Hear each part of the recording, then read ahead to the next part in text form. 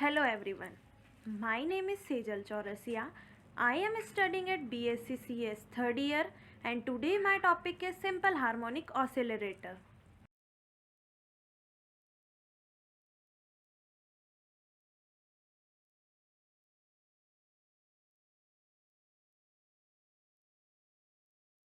Definition of simple harmonic oscillator.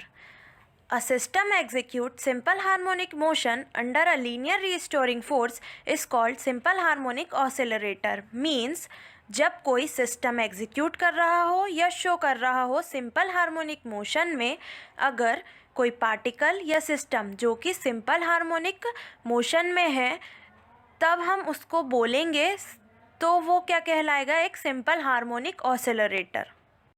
Some characteristic of simple harmonic oscillator. First, the restoring force acting on the particle is directly proportional to the displacement of the particle for the equilibrium position. Second, the force is always directly towards the mean position. Means F is directly proportional to minus x and F is equal to minus kx. ये हमने equation first they दिया.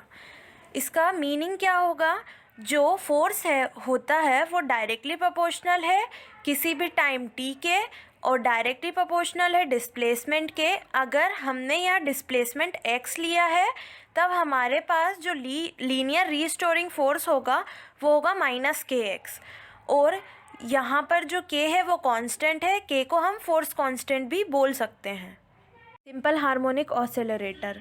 अब इसका हम classical interpretation देखेंगे कि क्या होता है. According to Newton second law, क्या कहता है न्यूटन का second law, force is equal to mass into acceleration. तो F is equal to m d square x upon d t square from equation first. Equation first क्या दी गई थी हमें, F is equal to minus k x. अब F की जगह हम लिख देंगे माइनस का k x. M d square x upon d t square is equal to minus k x. D square x upon d t square is equal to minus का k x. M multiply में है, इधर equal to के side में आएगा तो divide में आ जाएगा. तो हो जाएगा d square x upon d t square is equal to minus का के एक्स अपॉन एम. फिर होगा d square x upon d t square, minus का है तो इधर आएगा फिर पॉजिटिव हो जाएगा. D square x upon d t square plus k x upon m is equal to zero. Where हमें पता है कि ओमेगा स्क्वायर क्या होता है, omega square is equal to के अपॉन एम होता है. तो ओमेगा स्क्वायर की वैल्यू पुट करेंगे, d square x upon d t square plus k upon m की जगह ओमेगा स्क्वायर लिखा जाएगा और x is equal to zero. ये हमारी क्या हो गई, इक्वेशन सेकंड हो गई. इक्वेशन सेकंड क्या हुई हमारी, d square x upon d t square plus omega square x is equal to zero. इस इक्वेशन को हम क्या बोलेंगे, simple harmonic oscillator. This equation is simple harmonic oscillator. अब जो इक्वेशन सेकंड है हम उसका सॉल्यूशन देखेंगे कि क्या होता है.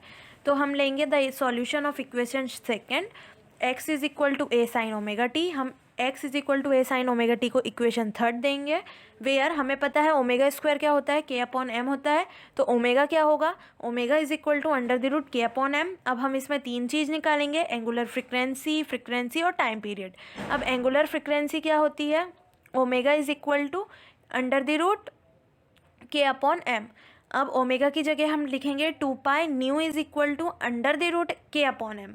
फ्रिक्वेंसी निकालेंगे, nu is equal to pi क्या बोलते हैं मल्टीप्लाई में है तो इधर आएगा तो डिवाइड में होगा. तो 1/2 under the root k upon M.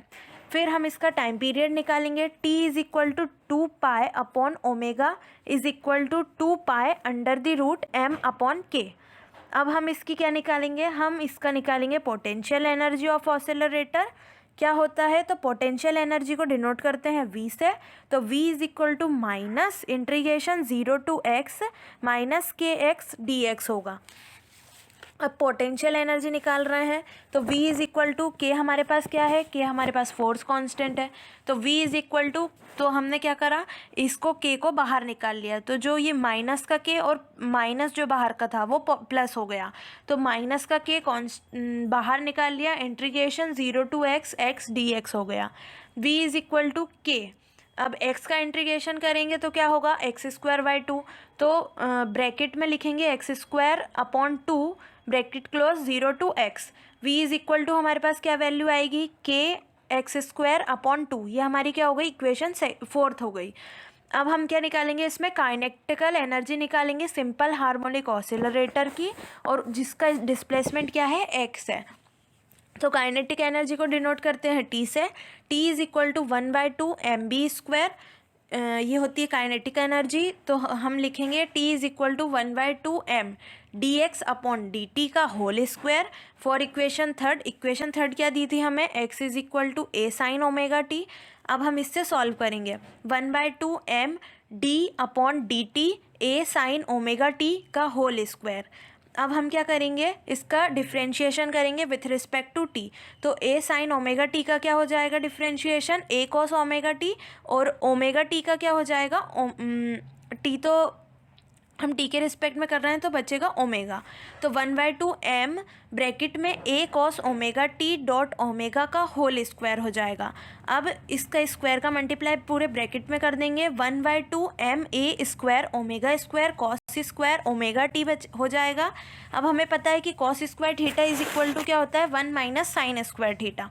तो हम यहाँ कॉस स्क्वायर ओमेगा टी की जगह क्या लिखेंगे, 1 minus sine square omega T. तो 1/2 m a square omega square bracket में 1 minus sine square omega t. अब हम क्या करेंगे, जो साइन ओमेगा टी हमारे को क्या दिया है, is equal to x upon a होता है।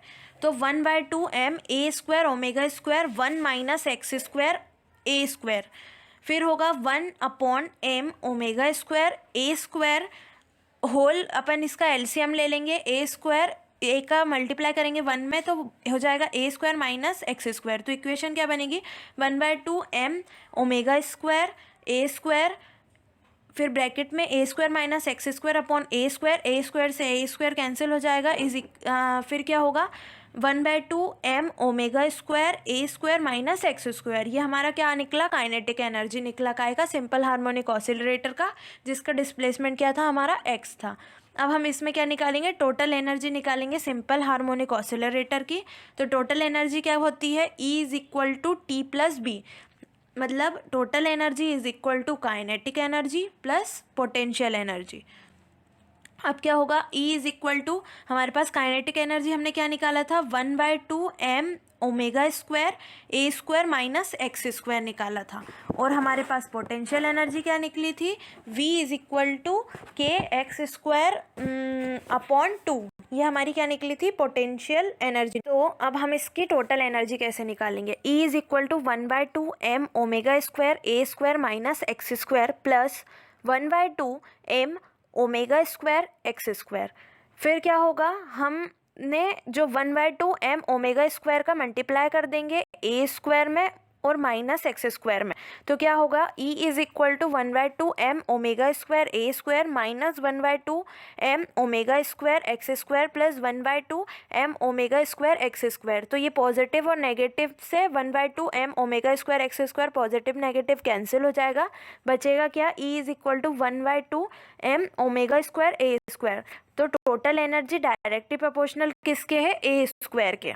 ये हमारा निकल गया क्लासिकल इंटरप्रिटेशन।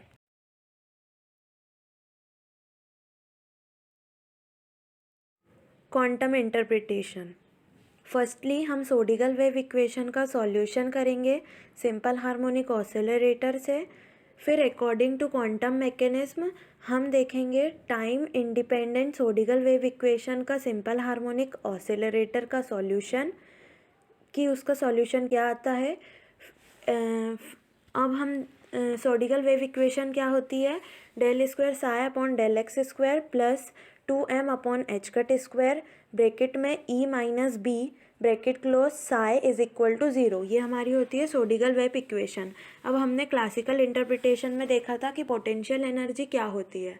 तो पोटेंशियल एनर्जी क्या होती है, V is equal to 1/2 k x square.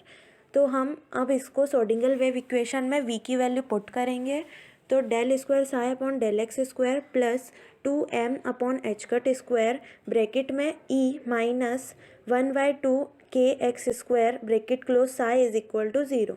हमने यहाँ पर B की वैल्यू पुट कर दी।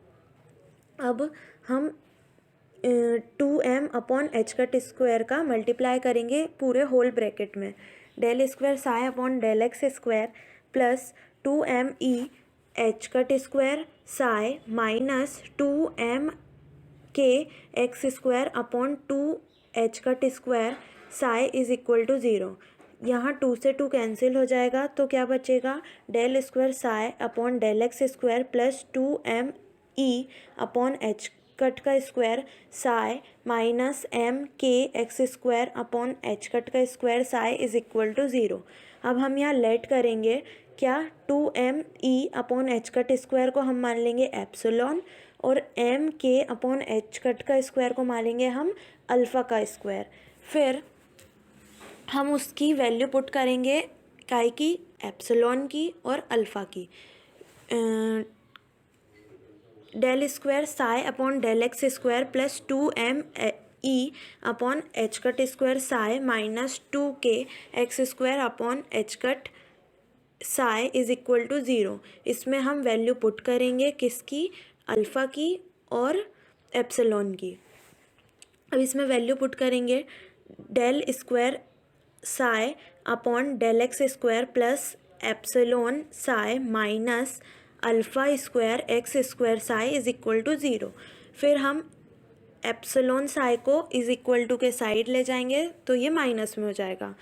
Del square psi upon del x square minus alpha square x square psi is equal to minus epsilon psi. अब हम इसको इक्वेशन 5th मान लेंगे।